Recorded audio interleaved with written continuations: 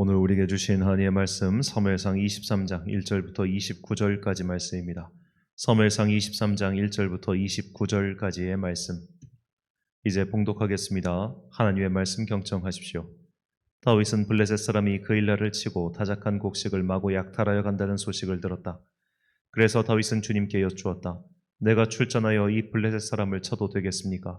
그러자 주님께서 다윗에게 허락하셨다. 그렇게 하여라. 어서 출전하여 블레셋 족속을 치고 그일라를 구해주도록 하여라. 그러나 다윗의 부하들이 반대하고 나섰다. 우리는 여기 유다에서도 이미 가슴을 졸이며 살고 있는데 우리가 그일라로 출전하여 블레셋 병력과 마주친다면 얼마나 더 위험하겠습니까? 다윗이 주님께 다시 여쭈어 보았다. 그런데도 주님께서는 똑같이 대답하셨다. 너는 어서 그일라로 가거라. 내가 블레셋 족속을 너의 손에 넘겨주겠다. 그래서 다윗이 그일라로 출전하여 블레셋 사람과 싸웠다.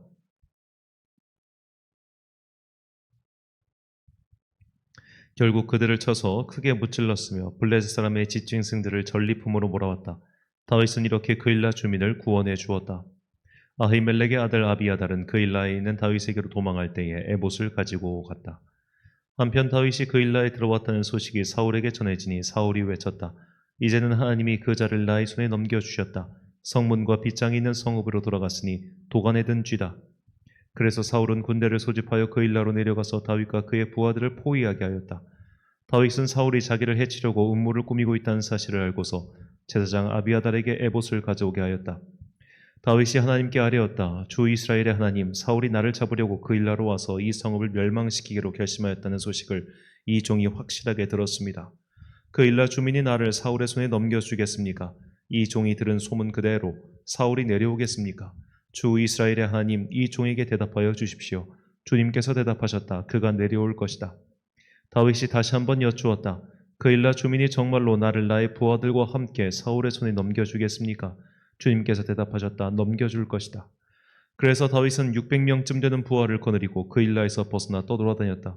다윗이 그일라에서 빠져나갔다는 소식이 사울에게 알려지니 사울은 출동하려다가 그만두었다. 그리하여 다윗은 광야의 산성을 찾아다니며 숨어서 살았다. 그는 바로 십광야의 산간 지역에서 살았다. 그동안 사울은 날마다 다윗을 찾았지만 하나님이 다윗을 사울의 손에 넘겨주지 않으셨다. 그래서 사울이 다윗의 목숨을 노리고 출동할 때마다 다윗이 그것을 다 알고서 피하였다. 다윗이 십광야의 호레스에 있을 때에 사울의 아들 요나단이 호레스로 다윗을 찾아와서 하나님을 굳게 의지하도록 격려하였다.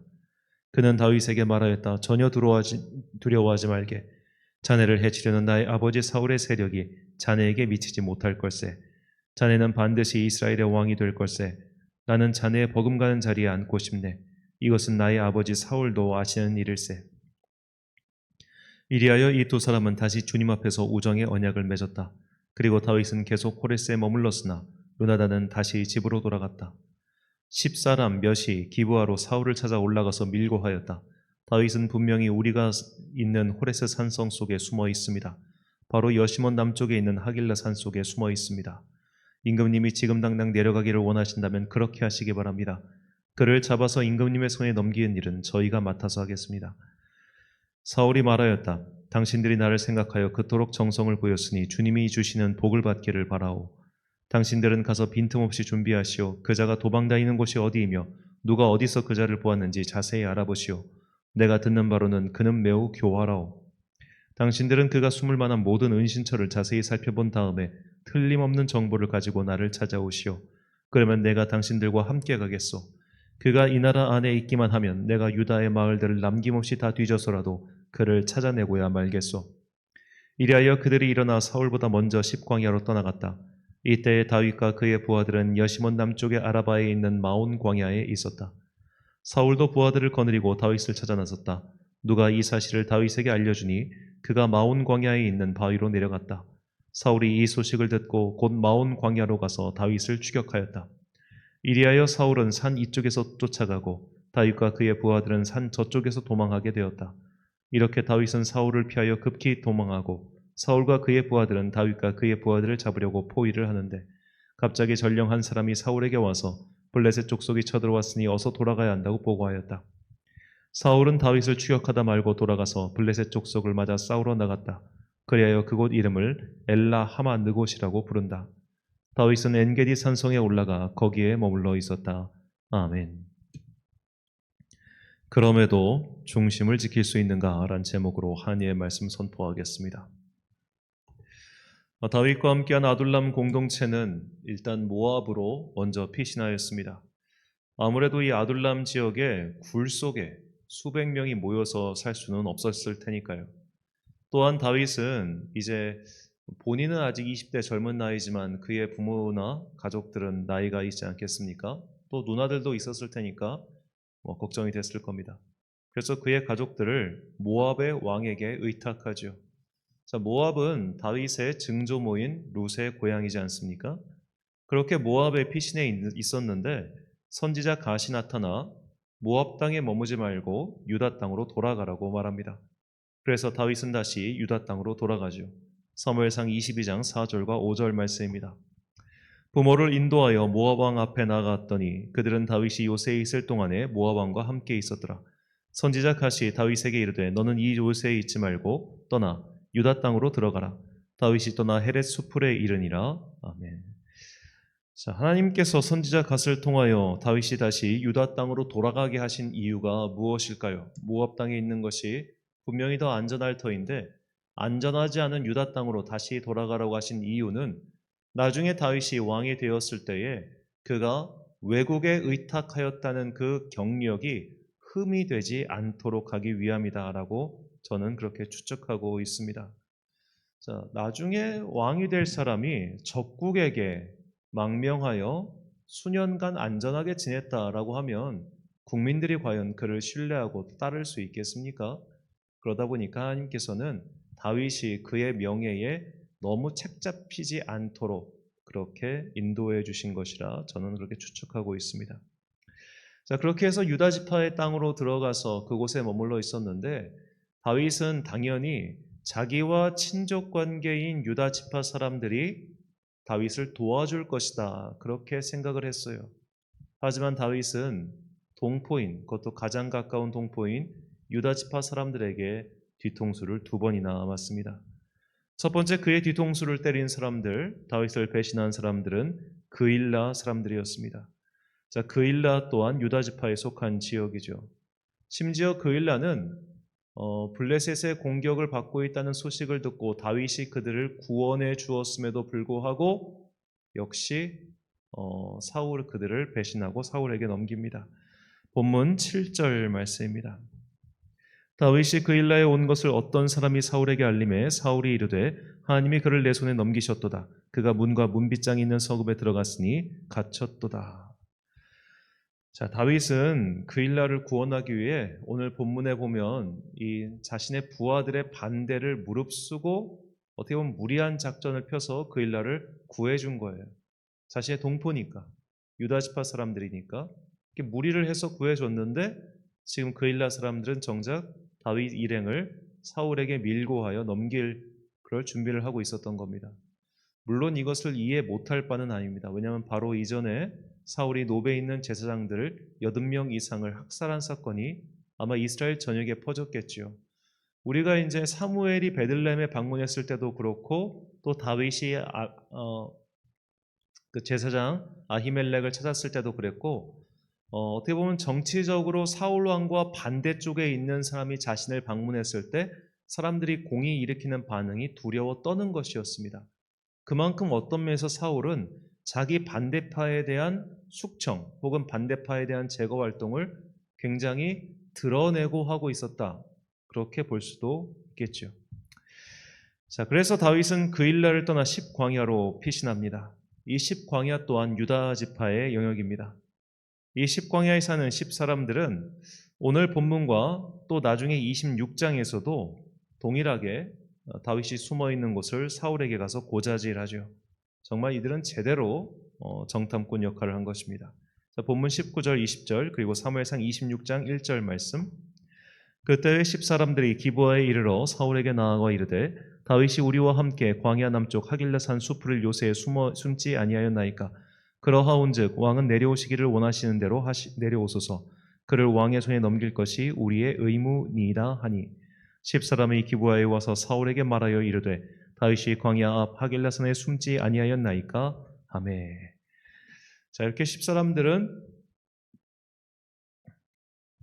시키지도 않았는데 사울 왕에게 가서 다윗의 위치를 제대로 알려줍니다. 사울 왕 입장에서 정말 충성스러운 사람들이죠. 하지만 다윗 입장에서는 그야말로 배신도 이런 배신이 없다. 속상하기가 이를 데 없었을 겁니다. 왜냐하면 그 당시 지파 공동체라고 하는 것은 우리가 사는 오늘날 단순한 뭐라고 할까 시족 공동체 그 이상이라고 봐도 무방합니다. 사실상 거의 우리가 사사기에 있었던 사건들 쭉쭉 살펴보면 지파끼리 거의 그냥 남이에요, 남. 거의 그렇게 생각할 정도로 서로 내전도 벌이고 싸우기도 하고 많이 했기 때문에 바꿔 말하자면 그만큼 지파 안에서는 서로 연대하는 그 연대의 힘이 굉장히 끈끈했다고 볼 수 있겠습니다.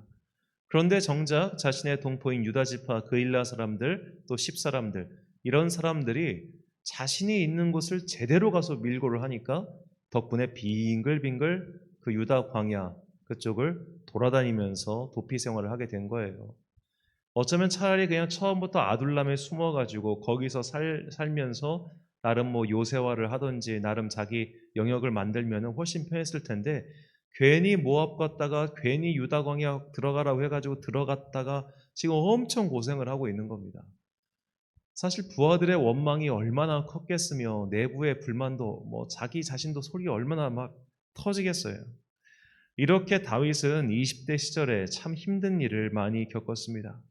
아무리 머리로 이해를 해보려고 해도 그래 비록 내 동포긴 하지만 지금 저 사울 왕이 제사장까지 죽이는 마당에 우리 그일라 사람들이나 10사람들 살려두겠냐? 저들이 저렇게 무서워하는 것도 당연하지. 이렇게 머리로는 이해를 하더라도 막 도망다니고 하면 그 마음이 얼마나 힘들고 짜증나고 또 괴롭겠습니까?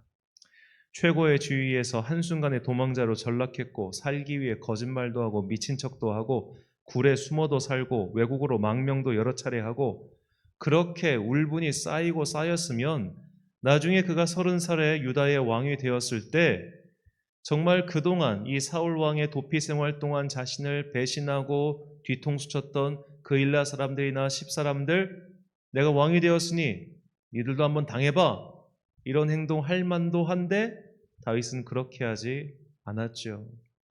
자, 우리나라 조선왕조 역사만 하더라도 자신이 가지고 있었던 마음의 상처를 왕이 되고 나서 마음껏 푼 사례가 있지 않습니까? 연산군 같은 사람. 그의 어머니의 복수를 하겠다고 막 사활을 일으켜가지고 사람들을 막 죽이고 심지어 부관 참시를 하기까지 하고 그런 일들이 역사 속에 분명히 있었잖아요. 다윗이라고 해서 그런 분노가 없겠습니까? 연산군은 자기 엄마 본 적도 없는데 그 엄마에 대한 분노를 가지고 있었다면 다윗은 자기가 직접 당했는데 그렇게 배신당하고 뒤통수 맞고 쓰라린 마음 안고 20대 시절을 보냈는데 그가 왜 분노가 없었겠어요? 그렇기 때문에 우리가 다음 주에 살펴보겠지만 나발이 그를 모욕했을 때 그가 터진 거예요. 쌓이고 쌓은 게 뻥 터져가지고 내가 저거 다 죽여버리겠다. 다윗도 이런 사람이었습니다. 자, 우리가 다윗이라고 하는 인물을 살펴볼 때 되게 중요한 점이 뭐냐면 다윗은 실수가 없는 사람이 아니에요. 다윗은 잘못이 없는 사람이 아닙니다. 그는 우리와 똑같이 어쩌면 우리보다 더 때로는 잔인하고 때로는 냉혹하고 때로는 그도 남의 뒤통수를 때리고 다른 사람을 배신하기도 한 적이 있는 사람입니다. 정말 흔한 권력자의 모습을 보여주기도 합니다. 그럼에도 불구하고 왜 다윗이 훌륭한가? 그는 기울어질지언정 넘어지진 않았기 때문이에요. 배신을 당하고 상처를 입고 그 또한 누군가를 배신하고 누군가에게 상처를 주고 그렇게 흔들리고 흔들렸을지언정 그는 완전히 넘어지진 않습니다. 결국 그가 중심을 잘 지켰다는 거예요. 중심을 지킨다고 하는 것은 흔들리지 않는 것도 물론 중요하지만 우리의 인생에선 반드시 그런 흔들릴 일들이 생기죠. 근데 그렇게 흔들렸을 때 와장창 하고 무너지는 것이 아니라 다시 중심을 향해 돌아오는 평정심이 있느냐 없느냐의 여부입니다. 그러면 이런 평정심을 물론 마음의 훈련을 통해서 평정심을 세울 수도 있겠습니다만 이것이 쉽지 않죠. 특히 오늘 다윗처럼 믿었던 이에게 배신을 당했을 때 내가 선대한 사람에게 오히려 칼로 시게 찔렸을 때 그 마음은 이루 말할 수가 없습니다. 실제로 이렇게 배신을 당해서 마음에 큰 상처를 입고 심지어 공황장애까지 걸리는 그런 사람들도 꽤 많습니다. 자, 이렇게 인생의 쓰라린 배신을 당하고 또 여러 가지 악의 유혹과 또한 내가 복수의 주체가 되기도 하고 이런 여러 가지 일들, 내가 악에 빠지기도 하고 또 악이 나를 침범해 오기도 하고 이런 여러 가지 삶 속에서 어떻게 하면 우리가 마음의 중심, 영혼의 중심, 평정심을 지킬 수 있는가? 다윗은 그 방법을 다음과 같이 고백합니다. 시편 51편 6절과 10절 말씀입니다. 보소서, 주께서는 중심이 진실함을 원하시오니 내게 지혜를 은밀히 가르치시리이다. 하나님이여, 내 속에 정한 마음을 창조하시고 내 안에 정직한 영을 새롭게 하옵소서. 아멘. 다윗은 고백합니다. 진실한 마음, 중심을 세우는 방법은 오직 하나, 하나님께서 그 마음을 붙잡아 주시는 것이라고 말이죠. 우리가 마음의 훈련을 해서 평정심을 유지할 수 있는 건 분명히 한계가 있습니다. 하지만 하나님께서 우리의 마음 속에 진실함의 영혼을 새겨주시고 우리의 마음을 계속해서 은혜로서 붙잡아 주실 때 우리는 흔들릴지언정 넘어지지 않는 그런 마음의 평정심을 갖게 되는 것이죠. 사랑하는 천안광성교회 성도 여러분, 그리고 이 새벽을 함께 깨우고 계신 귀한 주님의 자녀 여러분, 사람이 사람의 힘으로 중심을 지키는 것은 참 쉽지 않습니다. 우리는 난관을 만나면 마음이 꺾이고 힘겨운 일을 겪으면 마음이 상하고 심지어 믿었던 자들에게 배신을 당하면 영혼까지 망가질 것 같은 그런 아픔을 겪기도 합니다. 정말로 인생의 쓰라린 배신을 당하면 정말 심각하게 망가지죠. 어쩌면 오늘날 점점 더 확산하고 있는 이런 묻지마 범죄도 같은 맥락이 아닐까라는 생각이 들었습니다. 자신에 대한 절망, 세상에 대한 실망 등등 자꾸만 반복되는 실수와 실패 때문에 낙심하다가 결국 나도 망치고 너도 망쳐버리겠다라고 하는 그런 망가진 사람들이 등장하는 것이죠. 우리의 인생에서 우리가 이렇게 망가져서 막장에 처하지 않을 거야라고 장담할 수 있는 사람이 과연 몇이나 되겠습니까? 영혼의 중심을 지키고 마음을 바로 세우고 그리고 여러 가지 난관에도 불구하고 흔들리지 않는 평정심을 가질 수 있는 것은 내 마음의 훈련 여부에 달려있는 것이 아니라 하나님께서 그 마음을 붙잡아 주시느냐, 바로 은혜의 여부에 달려있다는 것을 잊지 마십시오. 네, 오늘도 이 세상에서 일어나는 많은 환난과 고난과 또 악의 세력으로부터 우리의 영혼, 우리의 마음, 그 평정심을 지키게 해달라고 주님께 간구하며 살아가는 여러분과 제가 되시길 예수님의 이름으로 축원합니다. 기도하겠습니다. 사랑과 은혜가 풍성하신 아버지 하나님, 다윗은 참 이른 나이에 쓰라린 배신을 많이 당했습니다. 동포에게도 배신을 당했고 믿었던 사람에게 쫓기기도 하였습니다. 심지어 그를 죽이겠다고 창을 들고 쫓아온 사람은 그의 장인이었습니다. 그럼에도 불구하고 다윗이 그 마음의 중심을 흔들릴지언정 잃어버리지 않았던 것은 그가 주님께 항상 기도하며 은혜를 구하였기 때문이라는 것을 깨닫게 해주시니 감사합니다. 우리도 우리의 힘으로 이 세상에서 평정심을 지키고 살 수 없다는 것을 깨닫게 해주시니 감사합니다. 우리의 영혼의 중심을 지키기 위해서 비록 흔들릴지언정 완전히 넘어지지 않기 위해서 항상 주님의 도움과 은혜를 구하는 주님의 자녀들 되게 하여 주옵소서. 오직 주님의 손만이 이 풍진 세상 속에서 우리의 뿌리를 지키고 우리의 마음의 중심을 지키는 유일하고도 가장 확실한 방법이라는 것을 잊지 않고 날마다 주님의 손에 의지하며 살아가는 당신의 자녀들 되게 하여 주옵소서. 한 주간의 업무를 마치는 금요일입니다. 오늘도 저에게 함께 모여 기도할 터인데 주님께서 그 기도의 자리 위에 은혜 베푸셔서 우리의 기도가 하늘에 상달되게 하시고 하늘의 선물인 성령을 우리 가운데 내려 주옵소서. 오늘도 참 좋으신 우리 주님의 은총과 평강이 모든 성도와 함께 하시길 간절히 소망하오며 이 모든 말씀 우리 구주 예수 그리스도의 이름으로 기도드립니다. 아멘. 오늘의 기도 제목입니다. 지금의 고난에서도 그리고 앞으로 환난에서도 영혼의 중심, 곧 평정심을 가질 수 있도록 주님의 도움을 구하는 성도가 되시길 바랍니다. 오늘 주신 기도의 제목 가지고 기도와 묵상에 힘쓰는 하루 되십시오. 기도하겠습니다.